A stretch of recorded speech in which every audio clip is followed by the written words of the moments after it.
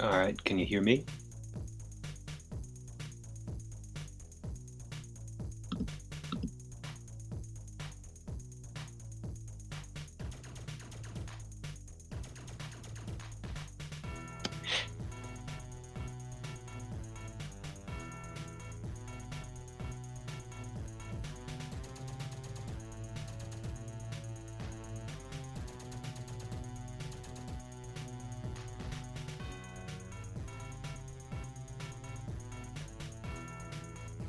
In advance of doing this, I prepared a bunch of documents so that I could show them, but able to show them from OS 9, and so I needed to figure out how to convert things in the reverse direction. Of course, in the past, I've converted things from old formats to new formats, but I'd ever had to take new, like modern formatted documents and then convert them back into old formats that OS 9 could use, which was a little bit unusual.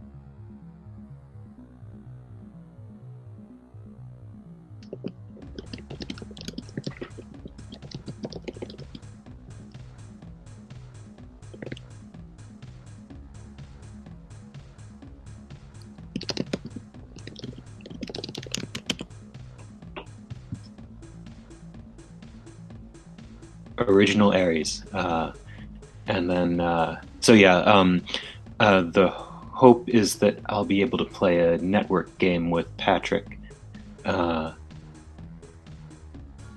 Ares doesn't have multiplayer support yet, which of course is also my fault.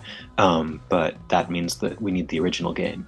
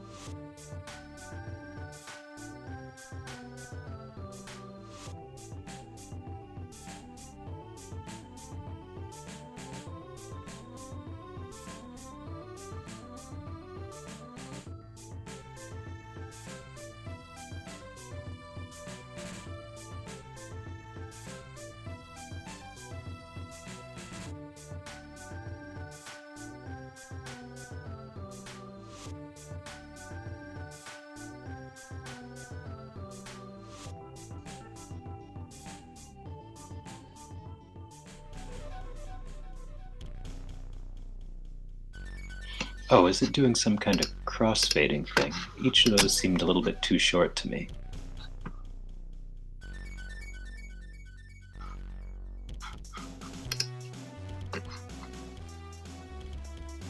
Ah, there we go. I wasn't expecting that.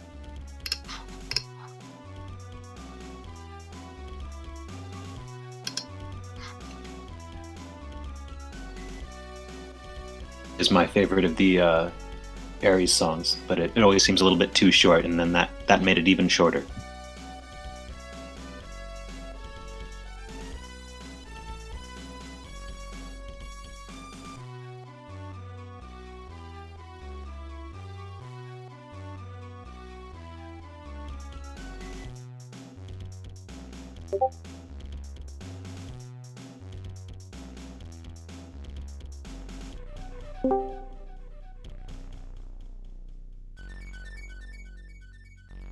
Hi, Patrick.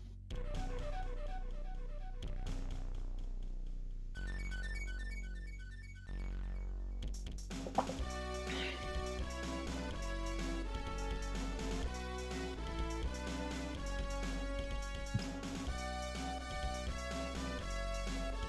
gonna give it another minute or two, and then I guess I'll get started.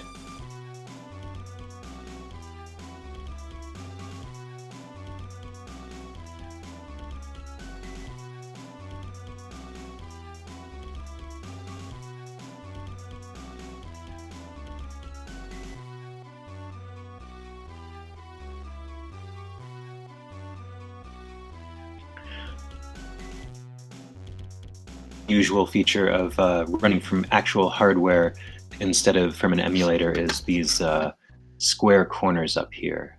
My experience is that Sheep Shaver always has, rounded corners, but in this case, I'm running from a G4 Cube. It's using a digital output, and I think that's the difference. That if you're using analog output like VGA or the DB19 ports that original Macintoshes uses, then you get a rounded corner up here. But I get these nice square corners, which is, I guess, not an important one.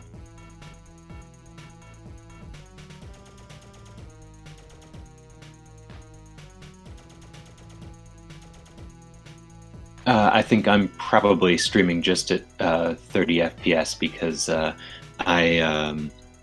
my bandwidth is probably not good enough to be streaming at 60. Drop some frames from time to time.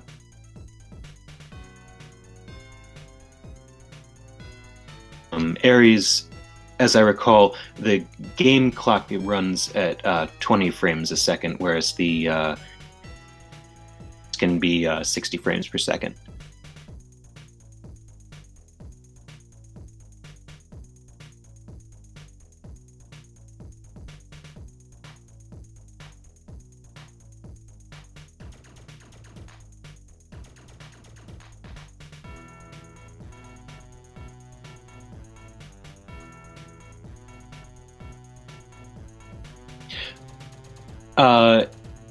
Aries sort of adapt to different frame rates. It's drawing directly to the screen, so it just limits itself to 60 frames per second, but it is able to go somewhere between 20 and 60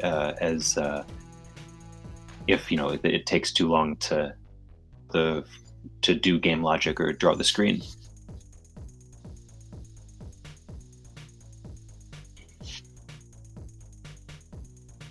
I don't know, what do I have here as the settings?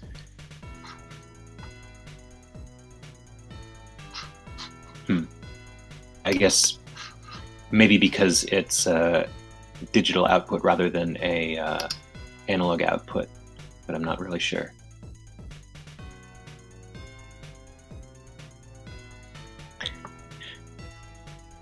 I think probably the said I was going to do this live stream. I didn't get a lot of responses, but were mostly like, "Oh, I still listen to the soundtrack." Soundtrack is quite popular among people that know it still.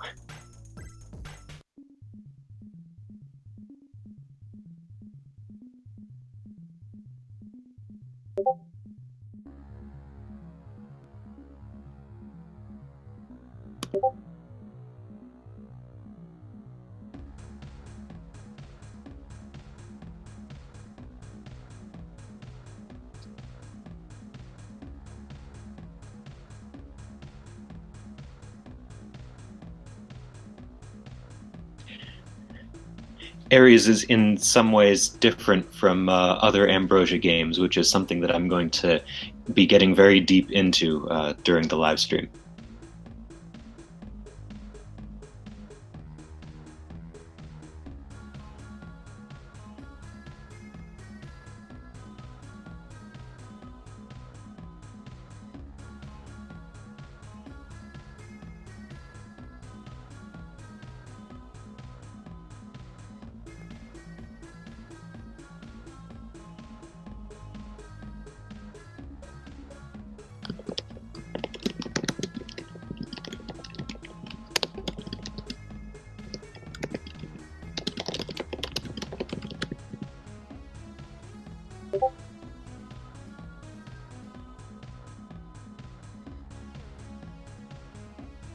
The three Escape Velocity games, the original, Override, and Nova, were all Ambrosia games.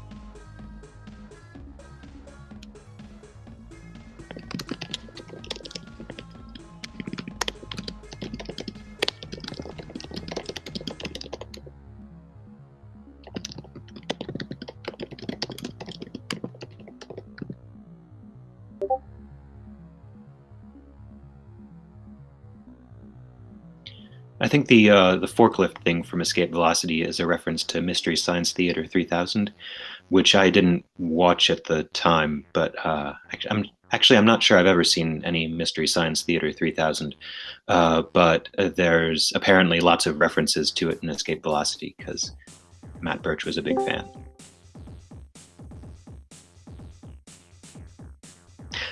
All right, I think we've got everyone together, so shall we get started?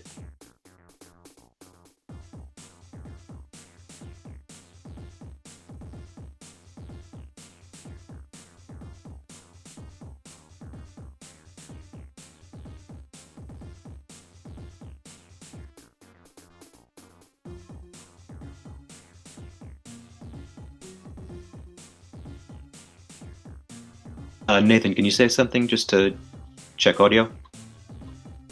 Hello there. Can you hear me? Yes, I can. I assume everyone else can. So let me stop that music for the moment. I should first introduce myself. I'm Chris. I've gone by Palace or Sphera on the in the Ares community for a long time. These days, I am the maintainer of Antares, which is the open source version of Ares. And with me, I have Nathan Lamont, who is the creator of Ares, along with its designer, its programmer, everything else pretty much. Do you want to say a few words about yourself? Sure. I wrote Ares in my mid-late 20s, which was 20 whole years ago, as you reminded me. And it was sort of a labor of love. I wrote one game after that was saw the world, which was Star-Based Defender. But since then, I've had kids and a regular 9-to-5 job, and haven't touched the gaming so much. Mm-hmm. I guess I work on Antares is because I have similarly a 9-to-5 job, and it's something that I can do in some free time from time to time. But unlike if it were my actual job, I can just take a few months break and then come back to it, which is a lot less stressful than right.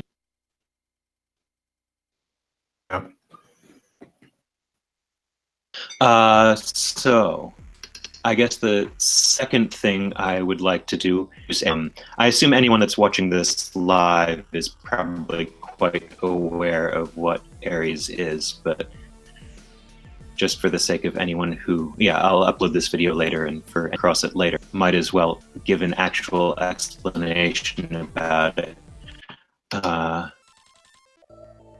Let's see. I would like to show, yes. Ares comes with the demos. And this is the second level from the game. A fairly one, you go destroy some things, so it's quite simple. Into later levels, you need to control a fleet as well. So it's not just a space shooter game, it's also a strategy game, which I think is fairly unusual, even that you're commanding an army and also at the front of it. I'll point out that the inspiration for that was a game called Rescue Raiders, which I think itself might have been a clone. But back in the 80s, there was a game called Rescue Raiders, which was a lot like Choplifter, if you've ever played that or seen that. Sort of a side-scrolling helicopter game where you got to you had sort of one-dimensional control of the other units that you would send out. Ares is a little more complicated than that, but it's that inspiration for sort of a very basic real-time strategy came from Rescue Raiders.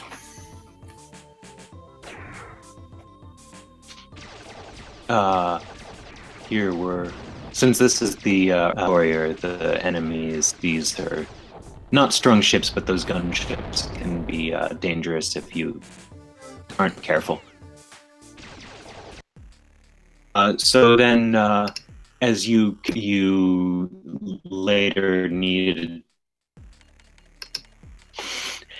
to fleet. Let's see, what's a and in this one are 3 planets. You need to build a transport to. Well, the planet over there is optional. The one down there is the enemy planet that you need to capture. And so you need to and potentially escort it, make sure that, and then Cantharan carriers that come into the system when you're not expecting them. Ship classes, the cruiser and gunship are sort of the backbone. They have these, or if they show up in any level other than this one, actually, quite signature feature of Ares at the time was this ability to zoom in and out dynamically during the battle. I like to keep it at 2-to-1 or 4-to-1 when I'm actually in a, just because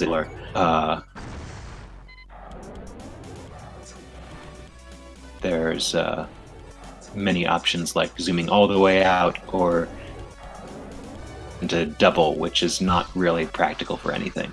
It's off the ability to do the dynamic scaling. A feature that I put into Antares that I'm quite happy with. Oh, the wrong place. Yeah, I'm not used to speaking and in the game at the same time, so I'm going to be playing poorly.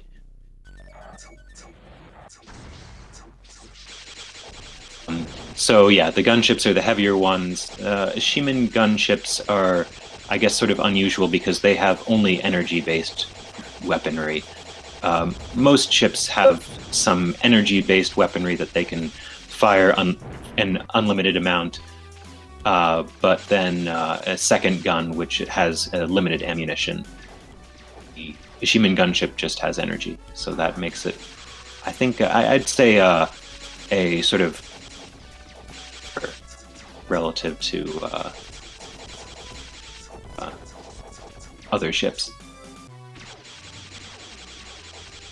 Enemy transport, which is important to get rid of. Mention large. Okay, there's no transport headed from my home base, which is also good. And my transport's about to arrive, so I just need to make sure that cruisers stay occupied for a moment.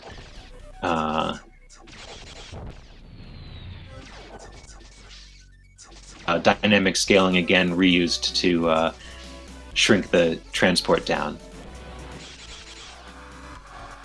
Captured, I can build a second transport to attack the enemy base. There's also a mouse selection, but I tend to stick to the so then select myself and ships behind me. I can get rid of that. I tend to forget to clear those messages as well, even when I'm not trying to speak and play at the same time. Again, transports are important to get rid of early. There's an enemy gunship first that I think I've seen of that this playthrough.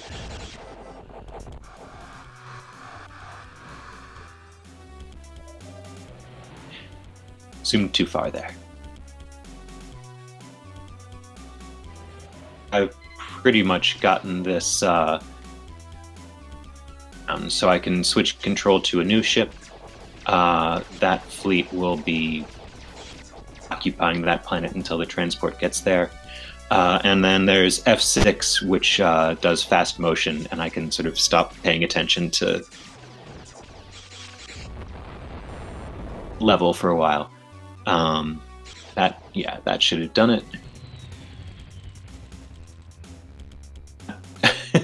That's near a perfect run. So the score feature here, you get, if you meet the par exactly, then you get 100% of the points. Thing like 50 points for time, 20 for losses, 30 for kills. And if you get half the losses, the time, or double the kills, you get double points. So here I got exactly half of the losses, exactly twice the kills, and then I was just a couple seconds too late to actually get the maximum of 200 points.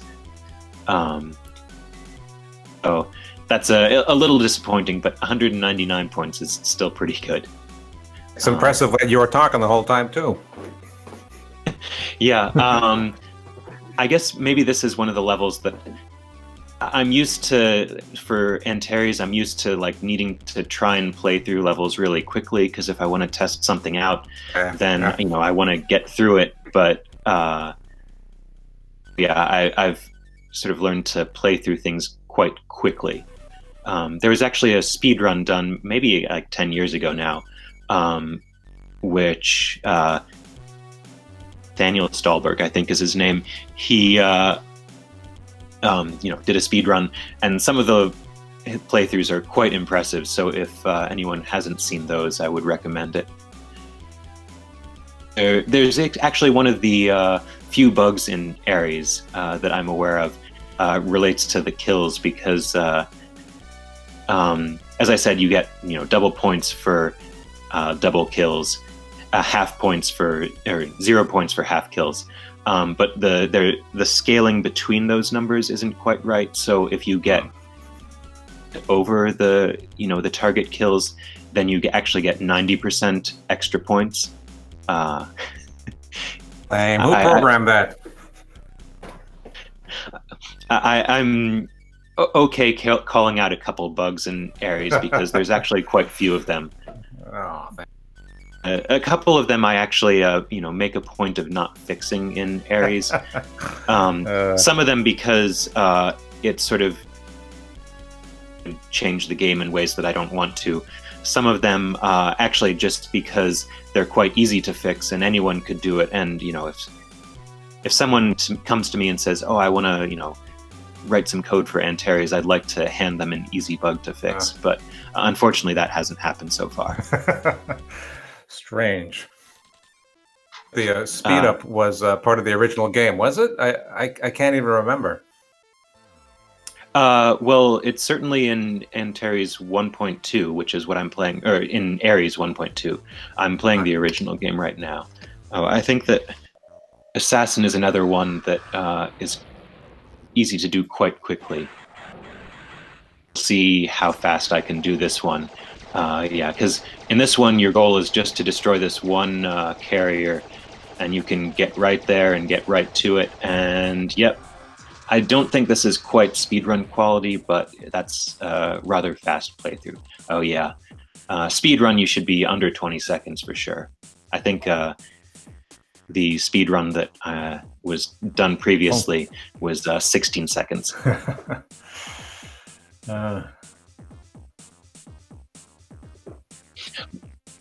Well, as you can see, I didn't quite make par on kills there.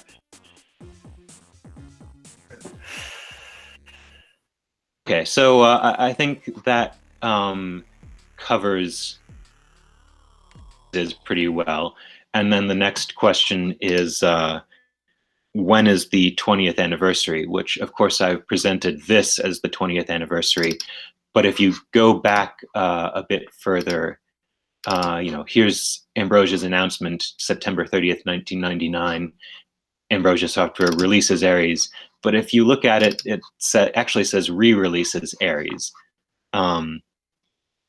So if you go back further, here's in 1995. Maybe this is the first public announcement of Ares. I think Nathan, you'd shown it at Macworld or something before that. Yeah, it was some good amount of time before then. Certainly, I think at least 2 years earlier than that, I had shown it. Oh, look at that! Yeah, 1995.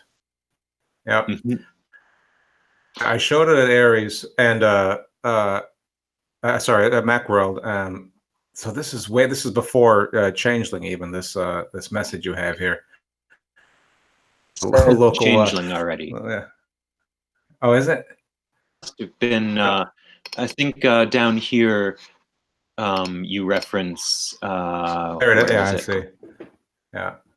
Here's a recurring thread. Oh yeah, it looks just like escape velocity, but somewhere around here, you mentioned, yeah, it's been in development for almost 2 years already. So I guess you started in 93. By 95, you had Changeling as the publisher. Yeah. So I shopped it around to a bunch of different companies. Changeling was one. There were others that have since evaporated or been bought, changing among them. But Escape Velocity, Ambrosia came out with a sort of a sneak preview of Escape Velocity, which was after I had presented Ares to them. I'm making no connection between Escape Velocity and Ares here, but it was a concern for me and for Changeling that something had come into existence that was visually so similar. And so we were anxious to sort of differentiate it in some way, which is sort of how a lot of Ares's features came about. It was originally a little more open-ended than it ended up being. And certainly the networking, which we added much later, was intended to be a differentiator there. So also back before, there's the Ares demo that Changeling put out. But if you go really far back, I think this is from the first Mac Addict disk, and I, like many people from the 90s, have fond memories of Mac Addict. But yeah, preview put out. Here's the Changeling logo. First, demonstration of the game. Pre-release demo, do not distribute. Thankfully, yeah. thankfully it was distributed, and I have that now. Oh wait. Oh yeah. Oh, look at that. That's a totally different startup screen. I remember that one. Actually, one of the features that this one has that is convenient is if you hold down Option and press Demo, then you can pick a level. So here's, I guess, this is a different opening video from the final ones. Like higher resolution, looks a little nicer. This is the same mission that I showed the demo of previously, The Stars Have Ears. Earlier form. I think that the text editing here is a little bit rougher. But, and I think is different. This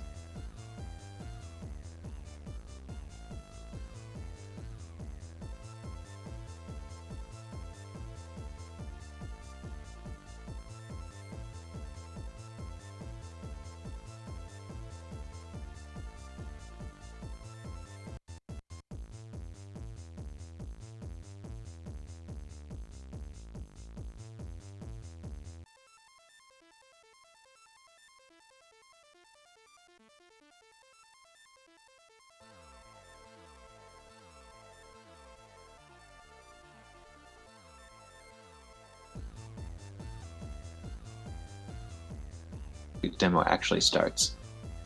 I think the producing fighters is also different from the final version.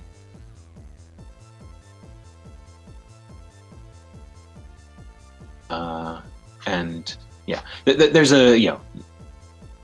many differences which are not that significant, I think. It's actually, when I went back and found this, I was surprised at how similar it is, in fact, to the final version of the game. So there's only squares, which is, read this, you can see down here, there's the build menu, the special orders menu, but in the final version, there's a message menu and status as well. Font's different. It's, yeah. It's already just a little bit off. Thing is the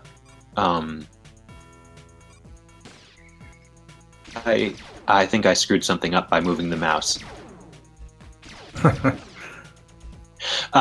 So one of the other things is that yep.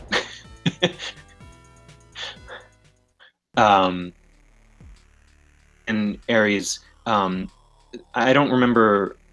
I'm not really sure what the real reason for it is, but the selection keys don't work if you're moving the mouse, and so the ship tried to select a target to do autopilot, but then I messed that up and caused it to go to a different place. So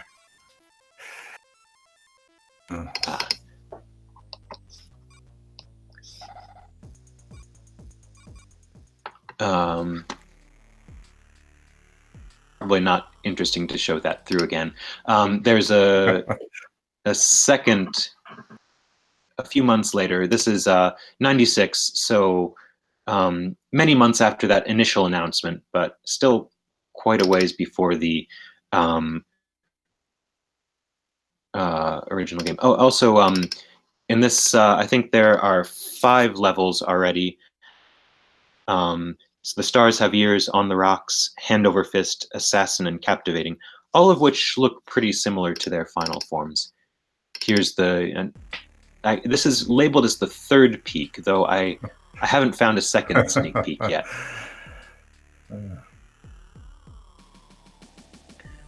Here's, a different opening screen as well. And one thing that was sort of secret in these, there was actually a cheat code to unlock playing the game. For the first one, it's !****. For this one, it's F-. So I can actually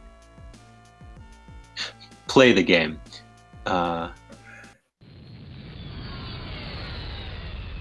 It's a different video showing your ship blowing up the... Do you have any recollection of what the Covenant was supposed to mean? Well, I have to see it in context. Was that the title of the chapter? Yeah, that seemed to be what it was saying. Okay, it's the video is just catching up to your audio for me. Okay. Oh, okay. Yeah, it was probably meant to allude to the covenant between the Gatori and the Cantharans. I do not remember typing that or titling that section of the game that. There's a lot of unspoken and just hinted at drama behind the silly little space game here.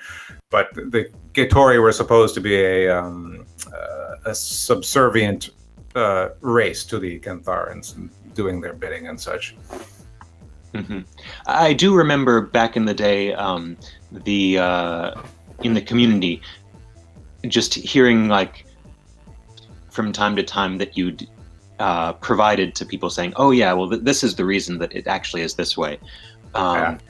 So like I think, for example, the Obish here, they previously fought a war with the Gatori, which is now they reached a truce, but they have Salrillian stealth fields, which the Salrillians provided to them because they were worried about the expansion of the Gatori, and they wanted to tip that battle and that war in the Obish favor. That's something that I remember hearing from the community somehow. I think it was represented as being from you ultimately. So you're saying the covenant was between the Obish and the Gatori? No, it was that in this past war between the Obish and the Gatori, the Salrillians had tipped it in the Obish favor by providing this extra stuff. You can see that they're equipped with these stealth fields from the Salrillians with the Ishiman guns. I guess they were kind of weak on their own, but a lot of people wanted to bring down the Gatori, and now they're in this state where they're weakened and they have to be the subservient race to the Cantharans. Yeah.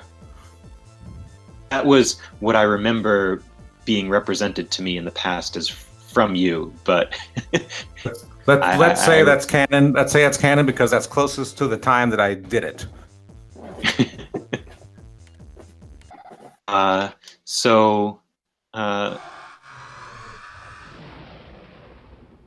If you play through the first preview,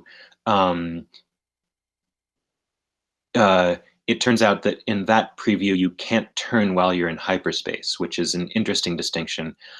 I basically never use autopilot when I'm playing the game, but it actually being unable to turn when you're in hyperspace makes it much more useful because you can target yourself at some faraway place more easily. And also, like, maybe you could see that when I was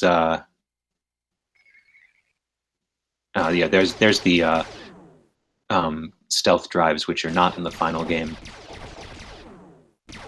When I'm using this fusion pulse, I think it actually is pushing Tori away, which is again not in effect in the final game. The fusion pulse has a lot more pulses now. Someone was commenting about there being only 50 before, right?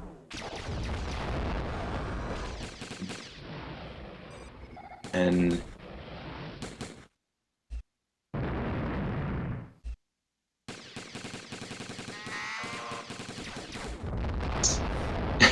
that klaxon sound is quite different. One thing I find about the previews is that it's a much harder game. That's supposed to be the second level, I think. But It's already quite hard in this preview.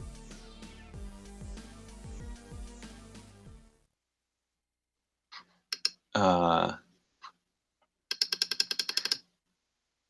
see.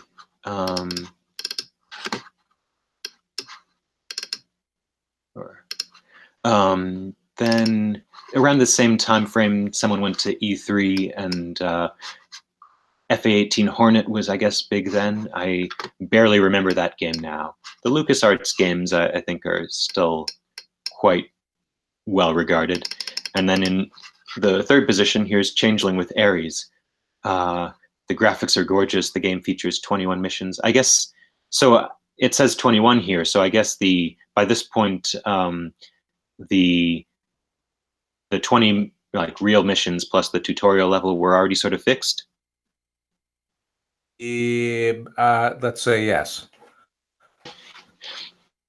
I guess I think I picked 21 because it was easily divisible into 3 sections, and it was more than 15 that I could do that with. Yeah, I couldn't place it at the time when that was decided, though. Well, I mean, in this case, already, yeah, as I said, 7 levels already, 5 in the first preview plus 2 more in the second preview were already pretty recognizable as the final ones. So I saw that and I thought, oh, well, then, it seems like at that point the game was already pretty complete in mid '96. Yeah. Notable exception being multiplayer. So from there, like, what took the rest of the time? Was it mainly multiplayer? Well, okay, so I don't know if the story has been publicly told about the courting of Blizzard with Ares. Is that something you're familiar with? I heard it briefly in a previous interview that Richard Moss did with you, but not really anything. I don't think it's generally known. So it must have been this. If it was shown at E3, was E3 after Macworld Boston in those days? Probably. I think that was a January sort of thing. So probably that fall prior, Changeling had shown it at Macworld Boston, and the president of Blizzard done Warcraft, maybe 5 or 6 years prior to that, sort of invited me to their offices in California, and was like, "Hey, this is a really cool game. We would like to play a part in this." And I was already sort of under obligation with Changeling, if not by contract, then by handshake. And so I told them to let me, and then let's talk. The brothers who used to run Changeling, I can't remember their names, but the ones who originally I had sort of talked to had left Changeling and been hired by Blizzard to produce another space strategy game, which was never released. I had seen some of. In any case, there was some dithering back and forth. There was some, and eventually Blizzard said, "You know what? Never mind." And shortly before E3, sort of like I was, I had sort of had this touch of greatness with Blizzard, and I was wanted to make Ares that much better, and I wanted to differentiate it from EV, Escape Velocity. So I think the rest of the time was probably, working on the networking, shoring up all the stuff, making little tweaks here and gameplay changes. And honestly, I feel like a lot of the time was spent on was spent on the movies and the music, partly because to be on CD-ROM, and at the time it felt super necessary to have enough content to necessitate CD-ROM. If you were buying a CD-ROM, it was because it was a multimedia game with video, and so I wanted to. It couldn't be something that would normally be distributed on floppy disk because you're sort of implying that there was so much content that you needed a CD-ROM. And so I worked a lot with a friend of mine who was working at a 3D company to sort of get some knowledge and experience with that. And it was extremely laborious at the time to do anything video related because it was so resource intensive, and the computers were so slow, and it was processor intensive. So there was like tons of learning time and tons of just crunching time. And honestly, it didn't add that much to the game, right? Those cutscenes don't really add up to much. But there they are. I certainly had fun working on the music, but again, it wasn't required for the game. Yeah, I guess The I see these, and it it says 4 megabytes, and I think, well, that doesn't fit on a floppy, but it's not quite CD-ROM. CD-ROM necessitating, yeah. And certainly the networking was extremely. It's like exponentially more complicated because you suddenly need 2 computers to make this happen, which is complicated at the time, especially. And the one thing that took up tons and tons of time was getting the deterministic nature of the game to work. And been originally intended that way. I can recall having to log every single time a random number was generated, which is quite often in the game. Produce these huge logs of many megabytes, and today, of course, that's quite trivial to deal with. But at the time, it would take minutes and minutes just to open up one of these log files, and you'd have to sort of go through. And I had to like plunk down money for BB Edit at the time because it was the only text editor that could handle that much file, and find out where the first difference was in these 2 logs. Like one computer would have generated these random numbers, and the other computer would have generated those random numbers, and you have to go find out where it was and who called that function and why did they call it at a different time than the other computer. Very, not by today's standards, not complicated, but by at the time it was so time and memory so expensive in time and memory that it took a long time to hash out. On the other hand, all of that work, is certainly from my perspective, working on Antares paid off because that's sort of the core backbone of how Antares actually happened at all, and how I make sure that it stays true to being Ares, because all these demos that I've been showing, when it automatically plays through, that's sort of exercising this deterministic nature, because if you press the same keys, then you should get the same playthrough. And so there are actually a bunch of tests in Antares that verify that if you press the same keys, then you see the same things on the screen.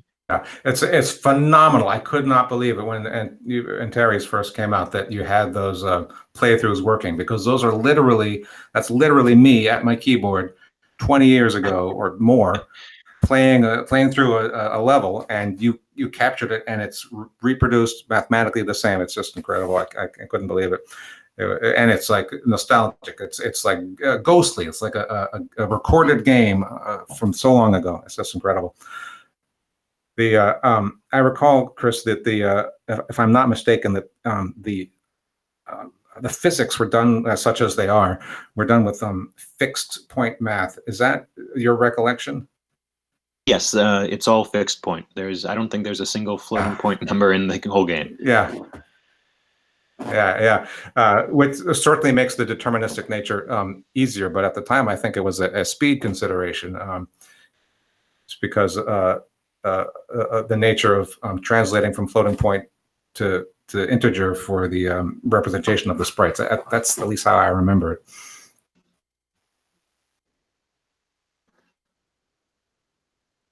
All right. Well, so then when does this date to? That's then this demo, you can see there's NetSprocket lib. So this is a year and change later. There's the network version. There's a different. There's a question in the chat for Nathan about like how did you come up with the AI? Like what was it based on? It was nothing. It was based on just intuition, spit, and gum. Yeah, I think that I had two AIs, right? The was the AI such so-called for the ships, which I think is, for my money, one of the most interesting things in the game is the tendency of the ships to not like to have another ship that's mean pointing at them, and the tendency which leads to that evasion action. Basically, if another ship is pointing at you, you want to be pointing at an angle that's, say, 30 degrees to the left or right of however they're pointing at you, which leads to that evasion behavior, which I think is one of the most fun and it looks smart parts of the game. I think that was something I worked on extremely early on, and way before the game was called Ares. I had that nature, which really was trying to capture that sort of dogfight feel, which doesn't really mesh with the size these ships are supposed to be. But what I called the Admiral AI, which it was, I think, extremely hacky and simplistic, where basically there were consider one ship at a time, because it was too expensive to ask it to consider all the ships at a time, and maybe once or twice per second, I can't quite recall, but it would basically wonder, is this ship in a good spot? Is there another planet that maybe could use this ship? Does this ship have anybody guarding it? Does it need anyone guarding it? Really, really simple stuff. There was a precedent for it. It was just like whatever happened to make sense. My so recollection, another thing that made it take so long, right? Yeah, go ahead. My recollection is that there's a few attributes for that, like a ship wants escort. It'll try and get the danger value up above 0, which is negative for things that need escort, positive for things that can give it. Yeah, the AI is one thing that I certainly have not really delved into very much, because it happens to work. And yeah, there's no like brilliant or even remotely intelligent reasoning behind it. It's just sort of whatever I could, the least amount of computational work I could do to get something looking remotely intelligent.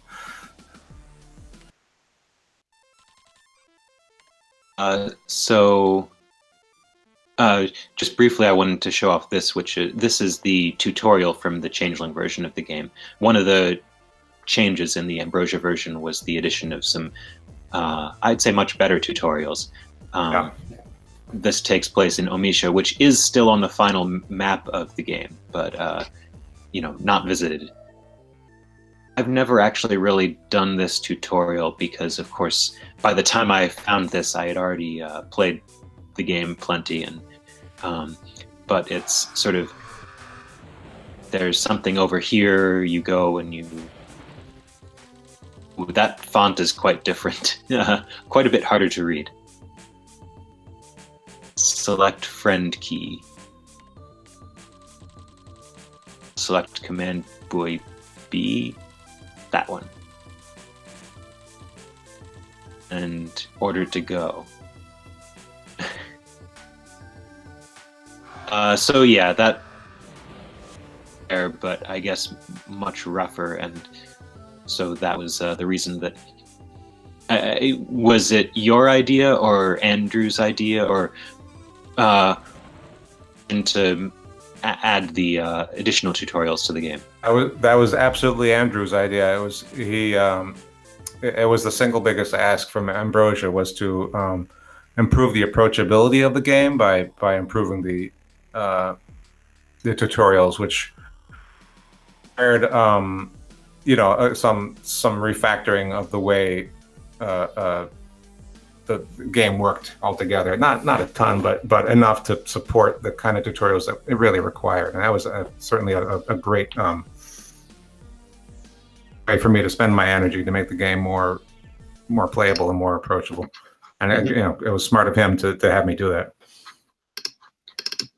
I guess during the late period of Changeling game, there was some various posts, in March of '98, development is complete, but the release date hasn't been announced.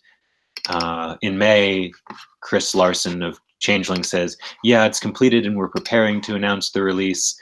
And then in September, someone says, I talked to them last month and it was supposed to take 2 weeks, but I still don't have it. They're planning to produce boxes in October. So I guess I started down this road saying, I want to answer the question of when is the 20th anniversary? And this is certainly the 20th anniversary of Ambrosia's Ares. But as far as the anniversary of the original release, I'm not sure anyone even knows. Yeah. Found a CD of the original game. And yeah, the about when or even if it was officially released is gone these days. I know that there was a physical CD because I had one, and I think that Chris in person at the Macworld, it must have been when was that last date you had? Was that in '99 or that '98? '98 September. Yeah, the August-ish Macworld. I think at that time that unbeknownst to me, that Changeling consisted only of Chris. His partner, whose name escapes me right now, had gone on to company, but the one in Texas that actually did F-18 Hornet, maybe. And I think it was just him there at Changeling, and that's probably why it sort of petered out. He probably didn't have the money to do it, or the wherewithal to figure out how to how to fold nicely or what. He just kind of disappeared. Mm-hmm. But then certainly by June, there was Ares' story isn't over, and a year and a half after its release, that would have put it at, which that certainly isn't true. But at this point, I guess you were just teasing a mildly interesting epilogue. Yeah. At this point, we already know how that turned out quite well. In fact, it was released with Ambrosia. So how did that happen? Great. My let me think about this. A friend of mine, whom I think I thank in the credits of the final version that Ambrosia released, I call him Eagle Eye, saw a post somewhere on Usenet. It made this very thread you have up on the screen, this conversation, and Andrew Welch of Ambrosia saw it and contacted me saying, "Oh, I heard that you can get your money and the blah blah blah, and it's out, and you're wish it hadn't been. Yeah, you got it down there." By Steve House. He's also I also named the weapon of the ship after him. It's called the Shrike later because Shrike is a character in the Hyperion, a science fiction book, and his online name was Shrike for some time, so I called that weapon the Shrike later. Mm-hmm. Anyway, basically, Andrew saw the post on Usenet somewhere and reached out to me. So after however many years it had been that I sort of had said, no thanks, Ambrosia, I'm going to go with an actual commercial software company.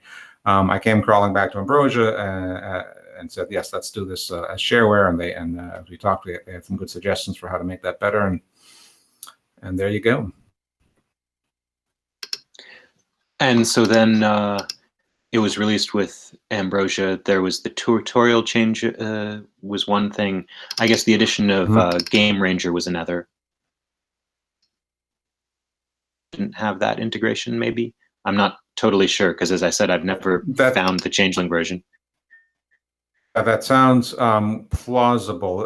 It was very easy to integrate Game Ranger, as I recall, and so it's also plausible that Game Ranger hadn't come into its own that summer and then did shortly thereafter. But certainly that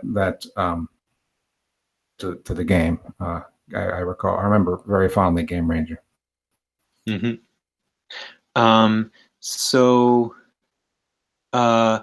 leading from that, Patrick, are you on the line? I think that we've got a few additional who I'm going to see if we can get a actual net game of Ares going. Oh yeah, which is difficult in this day and age. Yeah, so I am here. I was just getting the net scenarios that you had sent earlier because I had some issues with that, but I think I'm like a second away from having that all set up. And let me send my IP and everything. So are you on an actual physical 68K Mac? PowerPC. PC. Yeah, and I'm on a PowerPC Pismo. Right. And so you have some mechanism to feed the video to a modern computer to do the streaming? So I'm using G4 Cube, which has an ADC port. The ADC port, I have an adapter to go from that to DVI, and then I have a DVI to HDMI port adapter, which allows me to actually connect it to something that I can capture. That's cool. All right, thank you. I do also have a Quadra over here, but for a number of reasons, that wasn't the best choice for doing this stream.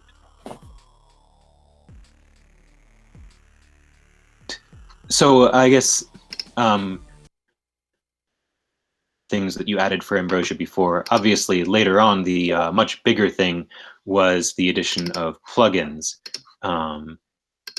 So how did that come about? I sort of would have guessed that at the time that you had finally gotten the game released and on Ambrosia, that you would have wanted to sort of step away and take a break for a while. Well, I couldn't tell you if it was my motivation or Ambrosia's, but it feels more like it was my own. I think one of the great misses of mine and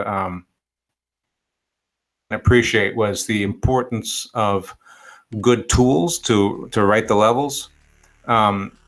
Because before I wrote Hera, sort of to support the plugin mechanism, it was all done, I think, in Reddit. ResEdit.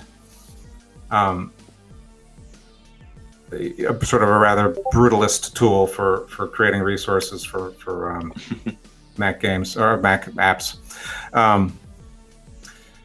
So I think I had seen other games have longer lives because they were extensible. Escape Velocity being one of them. Ambrosia had a very primitive but playable and interesting network game at the time, a 3D network game. I can't remember the title, but it had a very simple way to define levels, and it was interesting because there was a whole community around it. So I wanted to sort of have that happen for Ares as much as I could, and at the same time, I had an interest in starting to code normal apps, as it were. So I wanted, how do you make something that's not a game? What can you produce? Can I make better tools for games I might write in the future? So that's why I wrote wrote Hera and that whole. Actually, the actual. Go ahead. So, of course, I have seen more than my fair share of Ares source code now working on Antares, but actually my first glimpse of it was back in 2002. I guess, yeah, so Ares 1.2 came out in, I think, March, maybe April of 2001, and then like 2 weeks later, the first version of OS 10 came out, which was sort of the beginning of the end for Ares, because I don't recall it working very well under Classic. Hera, I don't think really worked at all under Classic. It was a Carbon app, Hera was it? It should have. Am I remembering wrong? It should have been okay, but okay, I'll take your word for it. Hera didn't work under 10. Maybe I'm just thinking of Ares itself not working so well, and it would be difficult to develop the plugin and then need to reboot to test it out. I guess I don't really remember ever using Hera under OS 10. Anyway, for whatever reason, sometime after that, I decided I was going to try and figure out what the binary format was, and I started making my own ResEdit templates to try and decode things. And you said, "Don't go down this road. I'll send you like the page of the source code," and that was the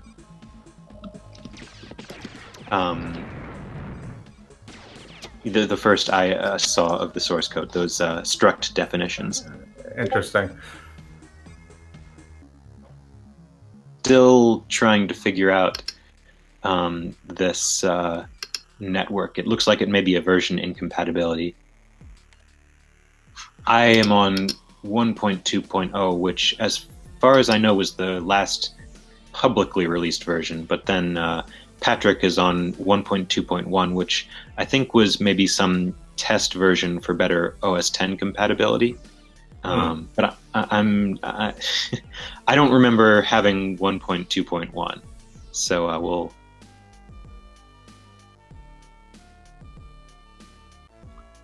That's a standard NetSprocket dialog you have up there, right? That's believable. I certainly have never developed with NetSprocket myself.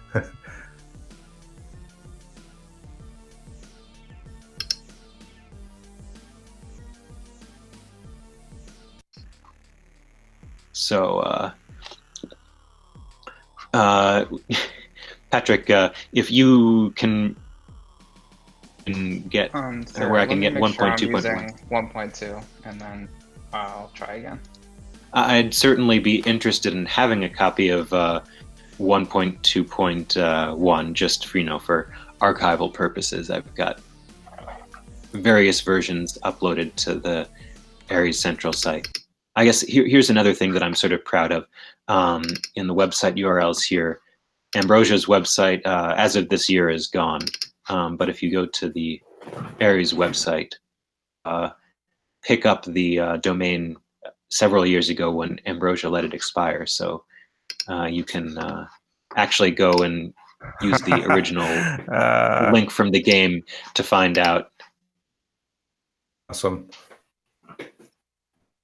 Doesn't show too well in 64480 though.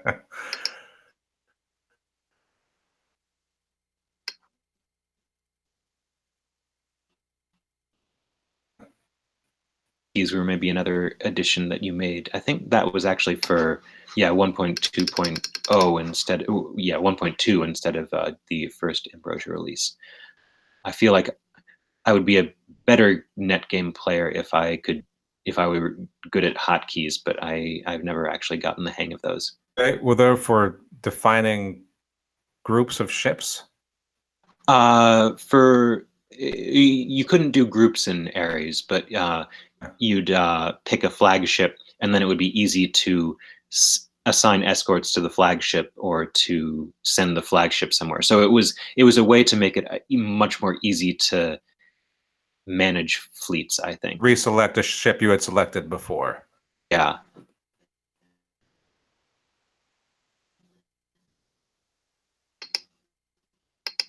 Yeah, what I recall using it for was like you would select like a transport or something, and then you could save that on your hotkey, so it'd be easy to, you know, send it somewhere or have it turn around.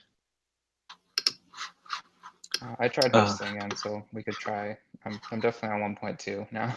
Okay, good.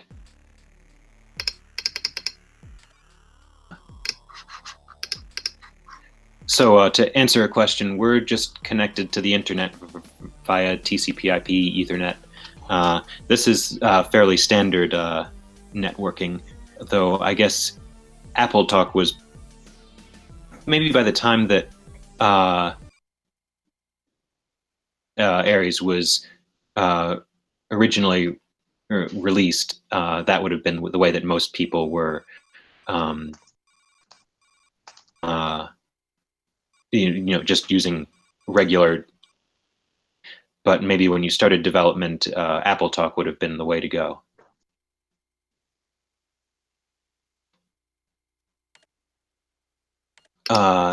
So here's one of those interesting things about the races are explicitly not balanced against each other, which is interesting. I really don't know of any other game that does it that way. You can, I can't make changes, I guess. You should be able to now. Okay. Yeah, I have a host is player 2 button that I can hit. I've not seen this screen in probably 20 years. Look at that, the network screen.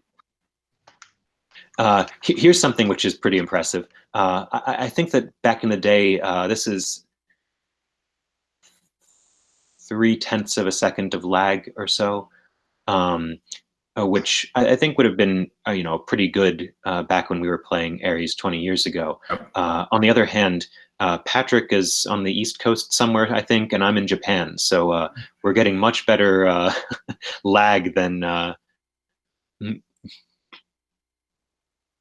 then. Yeah, I definitely remember this number being higher playing with other people in the US in, you know, 2001 or whatever. I'm not sure why I'm not able to use any of these buttons. It's kind of weird. It might be but anyway, because, I'm happy I with have to hit Antares. this other button, client can make changes. So there's one that's host is player 2, and there's another that's client can make changes. Okay, so yeah, here's the different races. There's 6 playable in network. Gatori are the weakest. Salrillion are strong and cloaked. Strongest. Cantharans average and cloaked. Here, this. So I have this memory that in 1.1 this was shown as 2.15.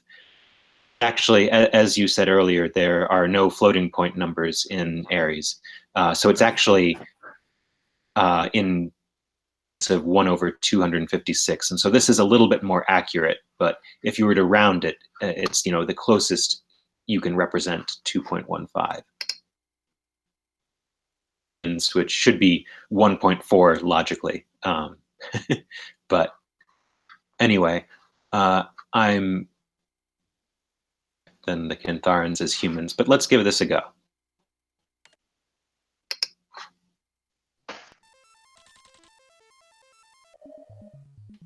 I am also, I'm 20 years out of practice for playing net games, but I don't think I was ever too good to begin with.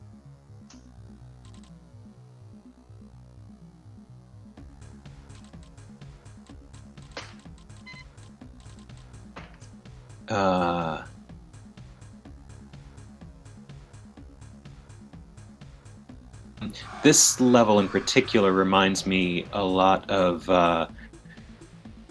level from the campaign, And It Feels So Good, which is also the first level in which you humans again, having traveled across the galaxy to be reunited with them. And I assume that's a reference to the Peaches and Herb song "Reunited and It Feels So Good." It is. It is. So since the music is a topic in the chat, sources of inspiration for the music. What do you listen to? Oh my lord. What? I certainly. Well, in college, which was not too many years before this, I certainly played a ton of Sega Genesis. So there was, Sonic was on my head. I knew all the songs from all the levels in Sonic the Hedgehog. I played a game called, I want to say Pathways into Darkness, which was sort of a game? dungeon crawler. No, you're right. That is a Bungie game. There was another one on Sega. Can't remember what it's called, but it was when you play those games in those days, you heard the same music over and over and over and over again. So they were drilled into my head. But there was, I had a radio show, and I played some dance and rap. I was electronica. I couldn't even tell you what I listened to because it's all Spotify or Apple Music, and it's giving me recommendations. I don't even know what it's playing, but I like it. But it was I had to compose the music with only 4 tracks on a program called Player Pro. You could only have 4 sounds ever playing at one time, and so a lot of it was there was artistry in taking and trying to make it sound big and complicated. Sometimes that required sampling the song itself, and then the pre-mix samples to create a new sound in the song, so you could have more than 4 voices going at once. Actually, I've remixed both the Ares theme and one of my favorite songs that in one of the levels called the Targetron. Recreated those. I just using GarageBand, but it's nice to be able to play with more than 4 voices.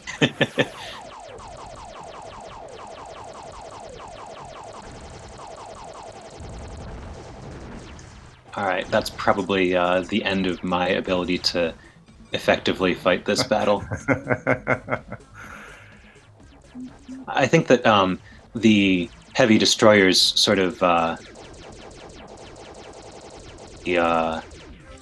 like Ares is a tactical game, but also a space shooter, and the heavy destroyers sort of do that well, because it's really important that you fly your own heavy destroyer pretty well, because you can do much better than the pilot AI can. But then, a heavy destroyer on its own isn't going to be that useful. So I think that they work pretty well with that concept of the game. They don't, for many of the races, there are no heavy destroyers in the single-player game. If I recall correctly, they were sort of they were fleshed out specifically for the net levels, and even if the races are imbalanced, the heavy destroyers are usually sort of close in capability, if I recall right. So that was my experience, if I remember correctly. Like, even with the Gatari, who are the weakest, like, right. You could win a net game if you were able to just kill everyone else with your heavy destroyer, basically. Yeah.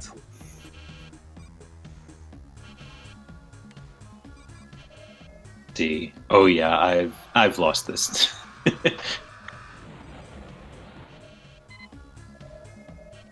Humans are weak, but the gunships are good because there was sort of a theory referred to as the Jimmy Page theory of Ares. After Jimmy Page. After there was a guy on the Ares web boards that went by Jimmy Page 1. so he had this explanation of how the game worked, where the let's see, how it was it. The fighters and cruisers were small ships. The destroyers and gunships were, destructive, and then the carriers were capital ships. And so the small ones were good at dealing with gunships and destroyers. The gunships and destroyers were good at dealing with cap ships, and the cap ships with their turrets were good at dealing with the small ships. And the reason that the gunships are good is because they have this turreted gun that allows them to sort of escape their ship class. They can deal with small ships with that at the same time that they deal with large ships using their weaponry. But other than that, the human ships aren't too good. Especially their carriers, which actually don't have this same one that the gunships have. They have pretty much the same weaponry, I think. So they sort of don't fill the role that carriers are supposed to fill, this theory, whereas gunships do, so to some extent. Lost, so we'll end the net game.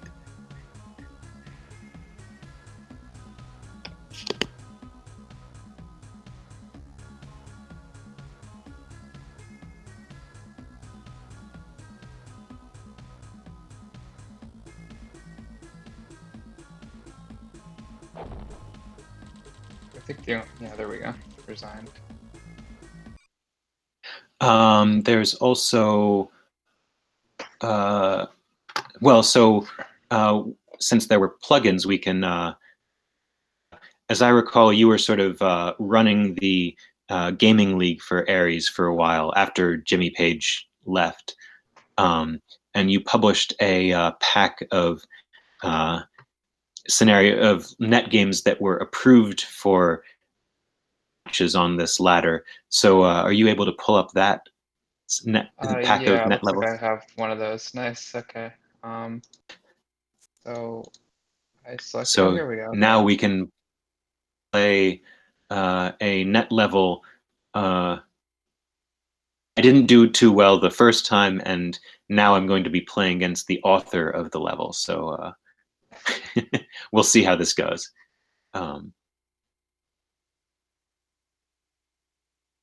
I do not remember any of these, but yeah, I guess I could Not do approved this. for tournament play. I Oh, guess this this is like is a cooperative level? I didn't even remember that you could do that. That's cool. probably has friendly fire though. Oh, I wonder. I guess let's try this one. It's got a lot of different A places lot to of capture, so that's stations, sort of yeah. something to show off. And maybe we should play as I'll play as the humans as well, so that we're on even ground. We could Both also show play an the ability additional to race. select the color here. Oh yeah, sure. So one thing that is Ares is that if you're playing the same race, then you can pick a color, but it actually is picking the color of your opponents. I think, pretty much every game, if you pick a color, then you're picking your own color. But in this case, Patrick is now hot pink. There's also this on my screen, unusual. I can pick any other color, and I don't see the color that he has picked on his screen. There's also this unusual chat system where it just displays as you type. And so Patrick would see the same thing as I'm typing. It's known as the lazy chat system. I feel like the simple chat system would just be you type a message and you send it. You type a message and you send it. Whereas this has to send those presses every single character. It's piggybacking on the network health traffic. So that's interesting. You start off without a planet, and you start off with a bunker station as well, and carriers. Okay. I don't think I've ever played this level, so doesn't remember it either, having created it. Yeah. Yeah. I made all these levels. I'm not sure all of them were played very many times, but just the thought was to have some other levels besides the default ones.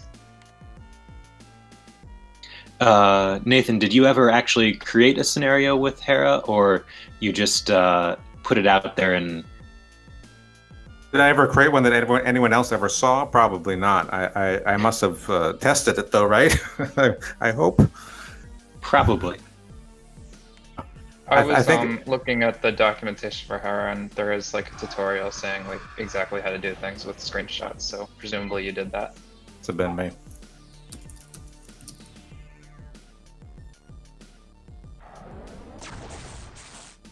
I shouldn't have flown right through the center there.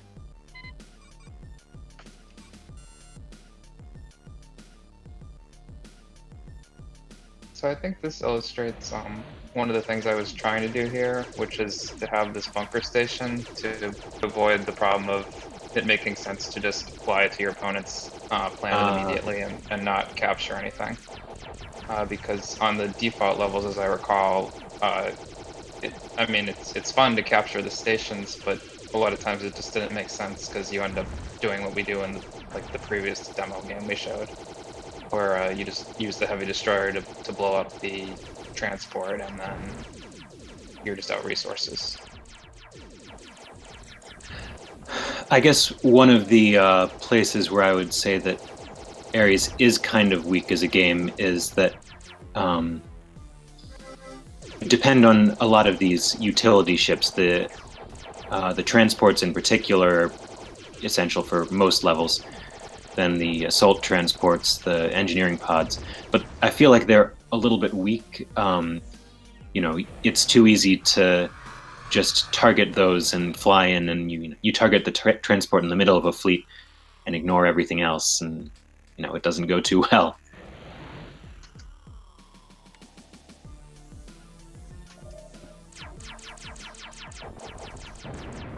It needs a smarter AI to protect those transports, right? It's like the computer controlled ships don't, if you really care, but they don't like get super excited if you're coming near a transport, but they should. Yeah. Though I feel like even in a net game, it's kind of hard to Too easy to kill the have someone kill your assault transport. transports are pretty beefy, but transports are really hard to effectively protect.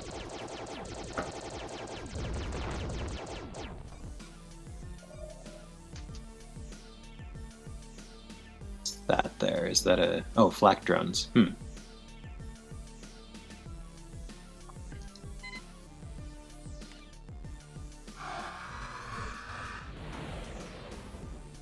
I'm trying to remember, and if I remember correctly, the flak drone is also captured with the assault transport. The difference is that, unlike the station, it doesn't give resources.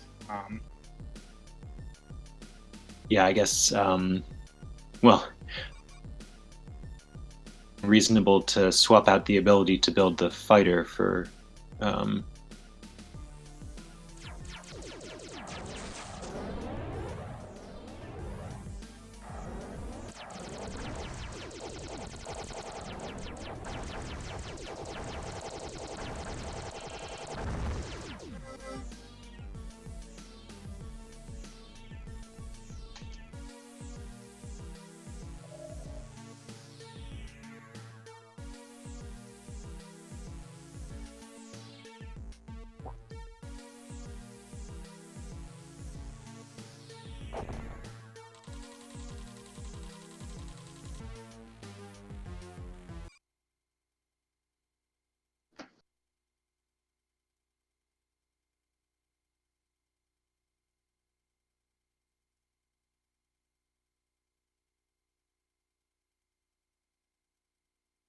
All right. Should we maybe show one of the other scenarios? This is their time to shine, I guess. Forget what other files you sent me. Looks like we've got something about EVNet, which is that? I don't know what any of these are anymore.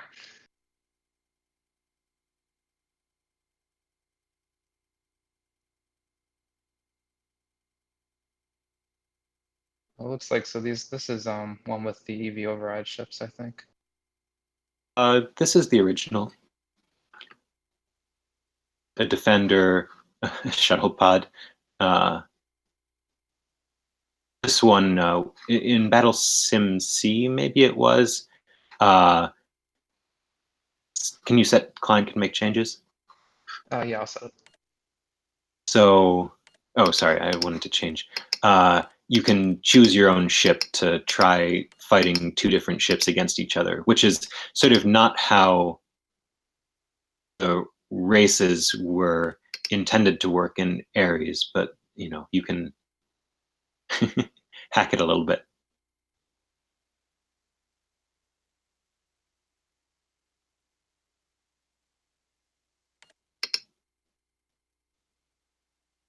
You want to give this a try? Sure thing.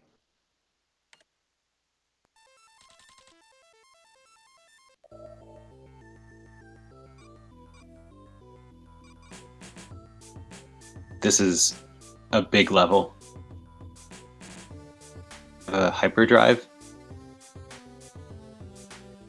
We don't have any jump drive, so we just have to very slowly go at each other, I guess. Yeah, I guess this isn't going to work too well because it's going to take us like Yeah, each other. That is not going to make for an exciting stream. So let's cancel this one and try a different one. So you know, some people made scenarios for Ares, but that doesn't necessarily mean that everything was good. Yeah, I suppose that's attempting to be authentic because, of course, there was no warp drive in EV override. You had to go to the edge of the system, but you couldn't fly around in the system fast like you can in Ares. But you know, at least the game could have started you off in range of each other. Yeah, that's certainly true.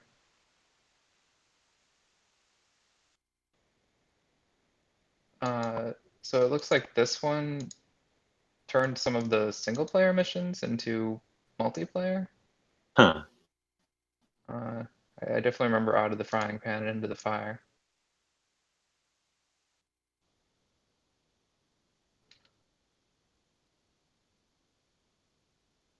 Okay, here's Space Race, yeah.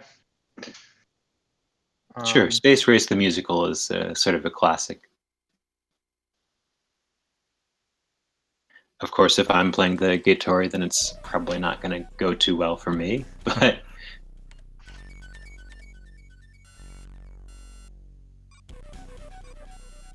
I can't even transfer control to a gunship. Huh.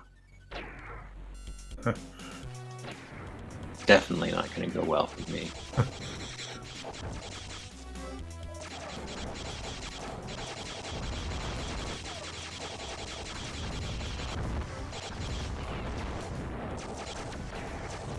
And yeah, then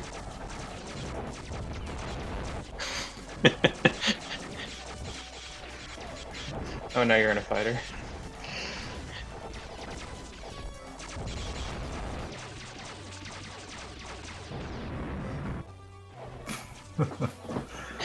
yeah, so I guess this was probably done pretty directly and not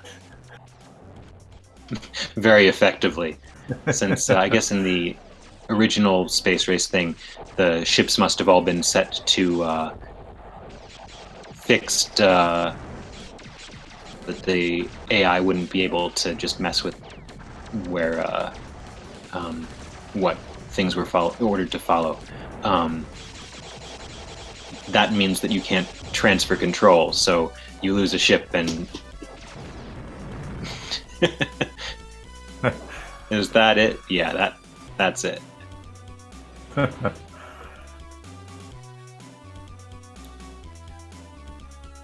plug in. Interestingly, it doesn't seem to end maybe they didn't add a condition to end the scenario once all the Yeah, ships were destroyed. Oh, there it isn't is. in the original Space Race, but because this is a net game, if I lose all of my ships, then I see. after my player body expires,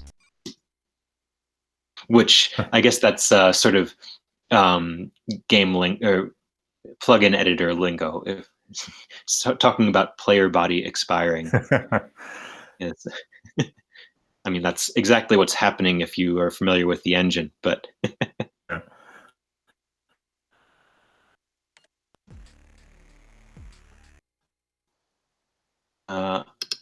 I've got maybe a little bit more in here to talk about that I think probably no Ares fans have seen before, which, Nathan, I'll let you explain where this comes from. I haven't seen it yet. What is it? Oh my God. Where did you get this? Was this like in the media files I provided? Oh, not in the Ares ones. Where? This is So clearly. Okay, go ahead. I guess maybe it was before or sort of while you were working on Ares, there was another game you put out for Windows.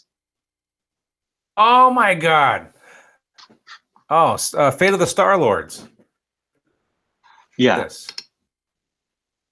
like many things, the disc was digitized and uploaded somewhere, and so I came across it. I was gonna guess you stabbed a hobo, but that sounds more likely. So I made a game in the same universe, which was a horrible CD-ROM, sort of an extremely low budget Myst, the big CD-ROM game of the time, sort of a puzzle game, but there might have been like 5 puzzles in it altogether, and it took place on board a spaceship. The idea being that you were a captured, a captured Earthling, and I don't remember that video you just showed at all, but yeah, I no, didn't that's actually what play what the I see game, now so is I art don't from the know how actual to. game. Yeah. I don't remember that being in it, but there were some videos approximately of that quality in it. Maybe like make 10 videos altogether.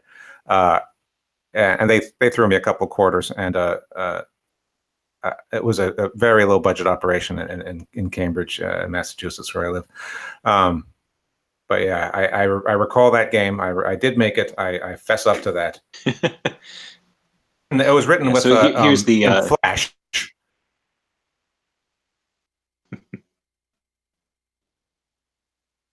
ship that you're on. Well, I'm looking at the the sprite, right? This is the portrait of the Cantharan cruiser from the game. This is the sprite, and actually, when I was looking at this, I realized that the portrait and the sprite are 2 different ships, but the cruiser appears to be the same ship from Fate of the Star Lords. That's likely. I did change that ship a number of times, and in different iterations. Sometimes it was like a ship that could hold like 3 guys, and sometimes it was a ship that could hold 300 guys. It got changed a lot. But the sprite you have is a much a better incarnation of it. It's a little more it feels more solid and real to me than the one in the portrait below. Thicker. So we've also got this, not great looking 3D model of the Cantharans here, but then in the game, this is the image that shows up. This is one of the few pieces of art in the game that's not yours, right? It hasn't come up yet, so let me wait till the video catches up. Sorry. Correct. Yeah, this is Reginald DeJour, who was the artist for Marathon, through changeling, I think. He agreed to do some art for me for not too much money, and this illustration and others, mostly the portraits of the races, were created.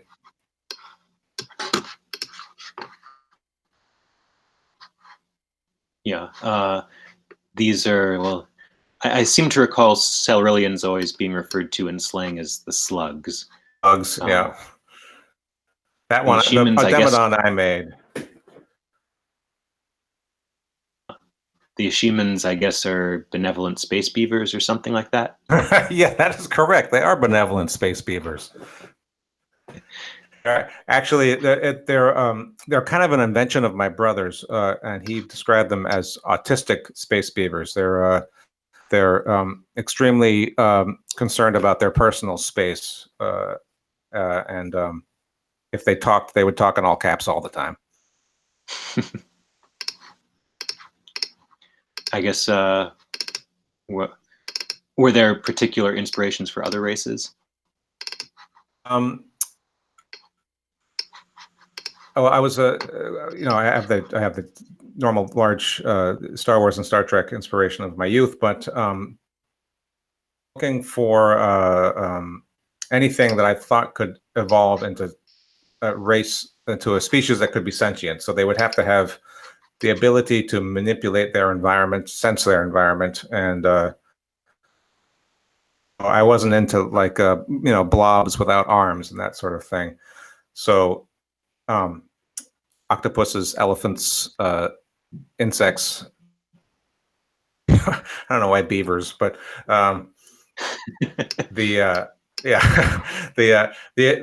Silmarillion are sort of squid-like, really. It's not super apparent, more than slug, but the are meant to be a little more lobster-like. But I'll take what I got. The Elegetian, clearly elephant-like. What were those guys called down there? The Bazidanese, hard to say, insect-like, and totally ripped off from a science fiction book I read. I can't remember what it was called. But basically, a book where the animals were not individually sentient, but once they connected together, they were smart enough. Bazidanese were supposed to be like that, sort of like millipedes, I guess.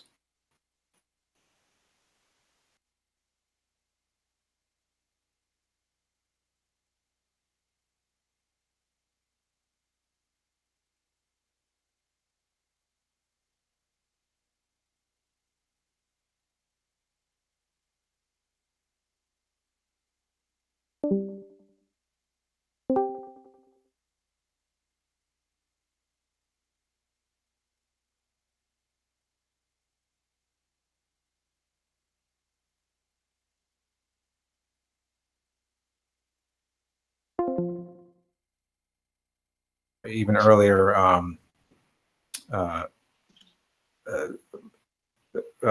very strict structure where they would be very interested in bravery and manners and that sort of thing. Anyway, something that my fellow college students would have liked, so I call those guys the Obish after Oberlin. Sorry, I dropped off for a minute there. I had a connection problem. You were describing them as. Sorry, can you repeat that? I didn't hear. Oh, the Obish I was describing them as sort of what we would now call neckbeards, a sort of a little overly, a little milady sort of things, a little dorky, a little socially awkward to us, but obsessed with manners and I can't think of the right word. Properness and bravery and that sort of thing. But artificially spacefaring. Not, they hadn't gotten there on their own, so they were sort of as if 19th century England had suddenly been propelled into outer space. I seem to recall.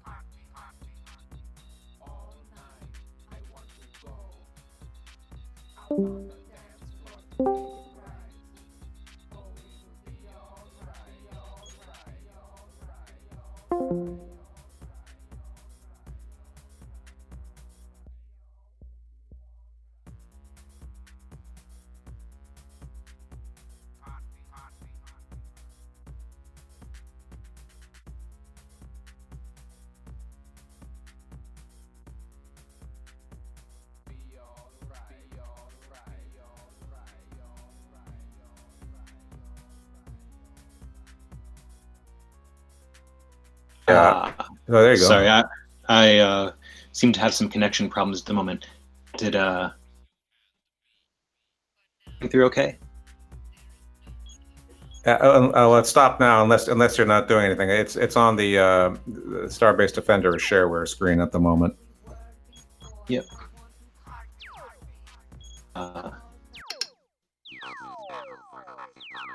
So I guess this is sort of set in the same universe as well. So 3 games, 1 universe. It is. It's correct. However, the extremely hidden angle of this is that it's not actually, if you can imagine, this is not actually a Ares universe. This is a game in the Ares universe. If you can, that makes sense.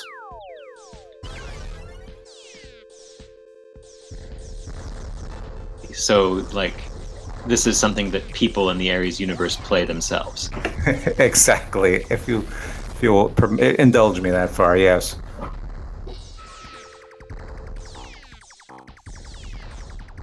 I guess I do seem to recall that the Grolk and Zerbalites show up. Yeah. I guess so. I mean, in the net games, the Grolk are the playable race in a couple of the levels. Is that representative of the fact that those levels are also verse instead of happening in the universe? I hadn't thought of that. I think it was because I suppose that makes sense. I don't think I thought of it that far, but they were sort of like a race that I had to make up for some convenience, and so I didn't put any effort into it. So I think that makes sense.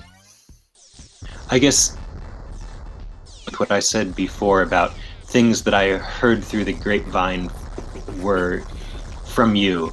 I think what I remember hearing actually was that the Grolk were a race of gullible space pandas who had originally created. No. I don't think I've ever had a race of gullible pandas. But maybe now I'll steal that. I'm not sure. What I had heard, which I guess is not true, but yours to steal, was that they had been the original creators of the Ademodons, but then sort of had been destroyed by them, and before the Silurians took over, or something like that. Take it.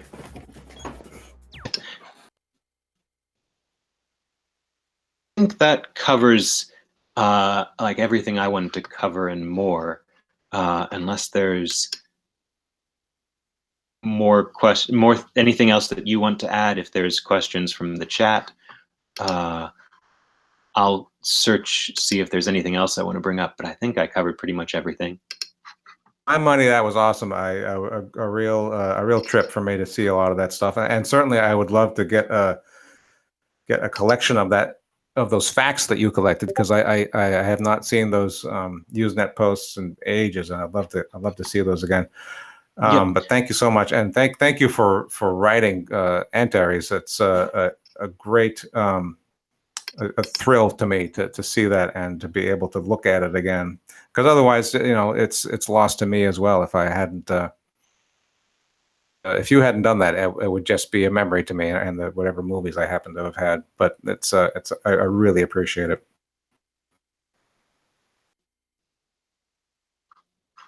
One request to just open up Hera to see what it looks like. As you can see. It's sort of a normal Mac-looking app. Remember, yeah, problems with it, stuff getting corrupted, which made it difficult to use. Part of the problem, I think, is that the Aries data format wasn't really intended to be editable to begin with. Right. It's just a bunch of things packed into a single resource. And so if you delete something from the middle, then you need to renumber everything. And I feel like that was probably one of the was difficult to get right. It's very diplomatically put.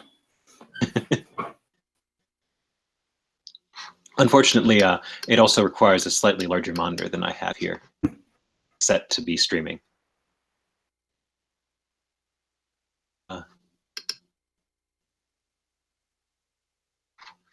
And yeah, oh yeah, just maybe one last thing from me.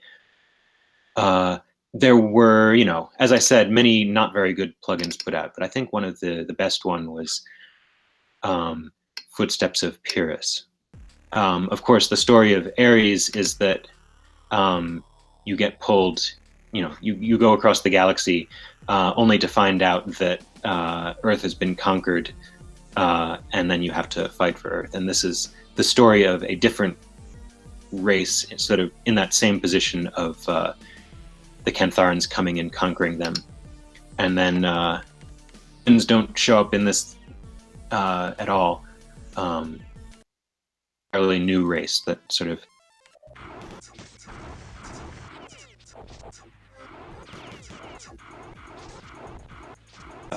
what are they called again? The Chiuta, sort of insectoid as well, I think.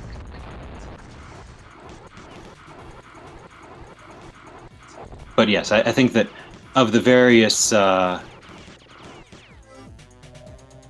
came out for the game eventually, this was one of the best ones. So I'd recommend that one certainly. It's one that you can play in Antares.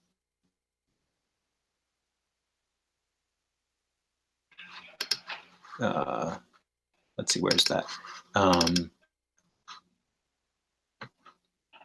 Nice that bookmark still works. Yeah, there's a few of them here. Footsteps is the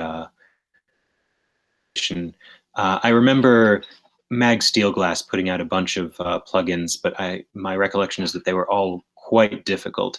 I guess that was sort of one of the problems that there was Antares, there was Ares 1.1, which came out, and then have the plugin editor. But then, in the intervening year and a half, people just had to play the original game over and over again, and they got really good at it. And by the time that people were making plugins, they were a little bit too good. So yeah, I think that is about it. So to everyone that joined live, thank you for tuning in. Thank you for your questions. I will upload this documents folder for anyone that's curious about it, as well as the recorded video of this later. So yeah, thank you again, Nathan. Thank you.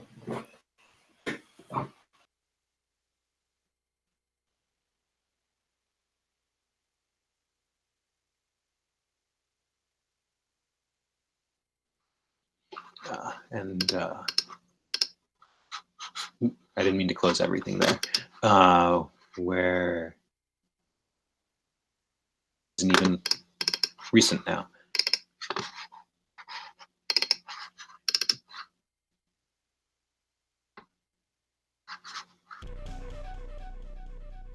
This is the epilogue, so we should be playing Moonrise Patrol.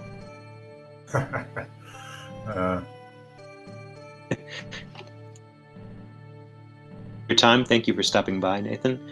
And see you around. All right. Good night, everybody.